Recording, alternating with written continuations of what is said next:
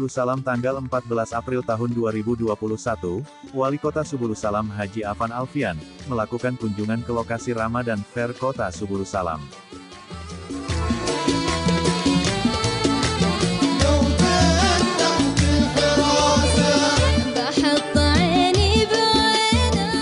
Dalam kunjungan tersebut Wali Kota Subulu Salam, Haji Afan Alfian sempat berbincang dengan para pengunjung dan penjual serta membeli jajanan yang dijual di Ramadan Fair Kota Subulu Salam.